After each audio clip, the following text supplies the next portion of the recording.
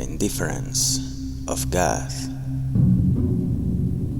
Genesis 1:26-27. Then God said, "Let us make humankind in our image, according to our likeness, and let them have dominion over the fish of the sea, and over the birds of the air, and over the cattle, and over all the wild animals of the earth, and over every creeping thing that creeps upon the earth."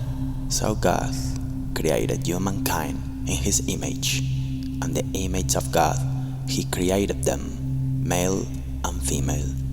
He created them.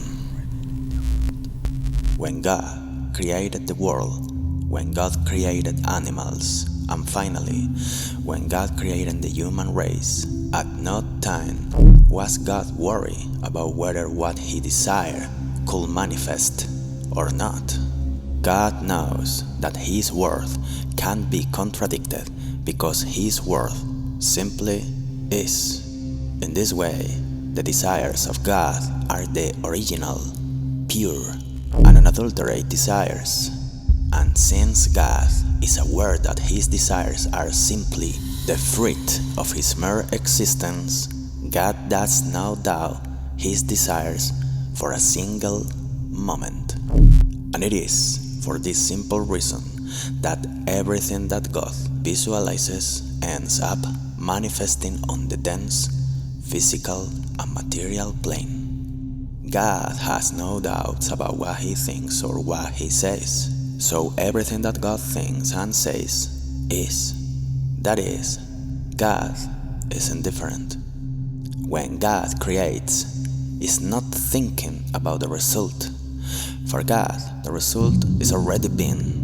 At the same moment in which what you want to appear in your mind inevitably has already happened. So there can be no doubt in the mind of God about something that has evidently already occurred. In the same way as when God thought of light and said, "Let there be light," creating that light at that precise moment, creating the origin. The example we have all followed since then is that original creation, the source from which since then everything emanates, and about that we got no doubt.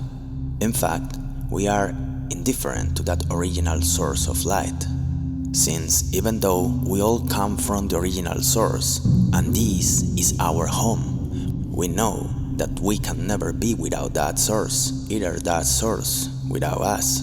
It is a certainty to which we don't have to be paying more attention.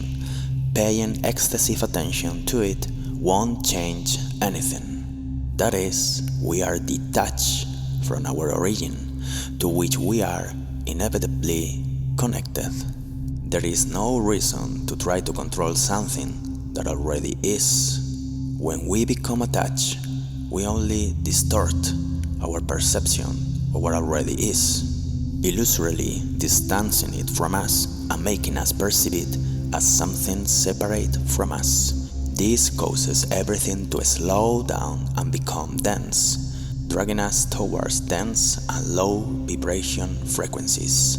And the lower and denser is the energy in which we vibrate, the greater the illusory perception of fragmentation and separation from the wall will be. Thereby, within our perception, the more we doubt what already is, the more dual our projection of reality will be.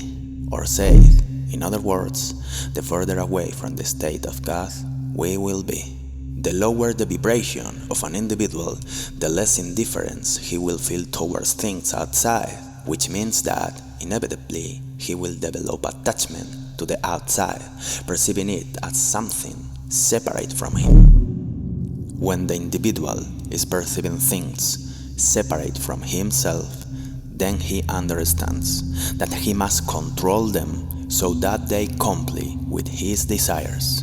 So, when the individual separates himself from the state of God, the individual becomes manipulative and persuasive to try to exert control externally because he feels in need of something that he feels incapable of being, something that you can only have inside when you are inside, which will end up manifesting outside at some point in space-time.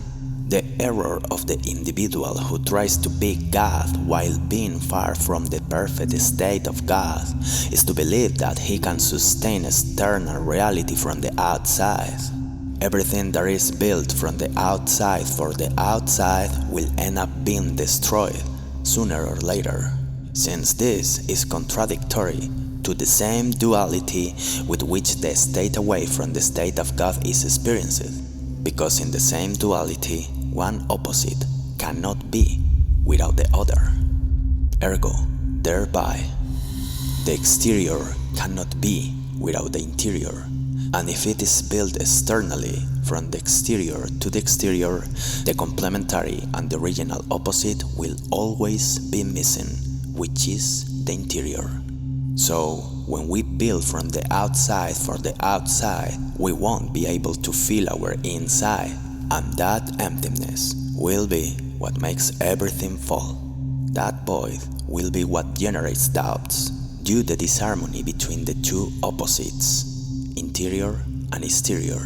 And by not understanding these doubts, by being focused only on the exterior being the only thing we perceive as real, this will make us cling to it, moving away from the state of indifference from which God creates things in a perfect way.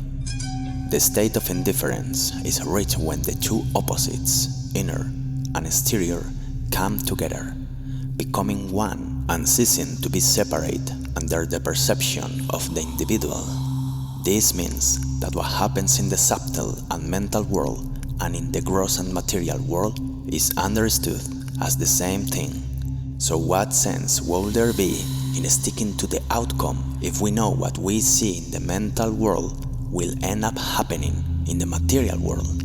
When we focus on the outside, that causes doubt, since we depend on something that is not under our control, which is the reflection of who we are.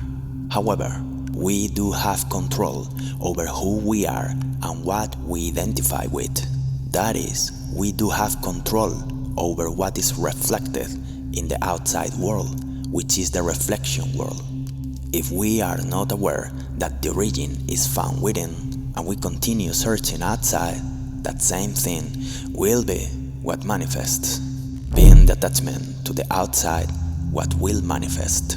And since when we understand that once what we have visualized in our mind, we've experienced it as something real, this will be done physically and materially, and we will have no choice but to feel indifference, because there is no reason to have expectations about something that has already happened in the real world, which is our mind. Thank you for watching this video. Don't forget to give a thumbs up and subscribe to the channel, The New Alchemist. If I can create, then you can create. If you can do it, then I can do it.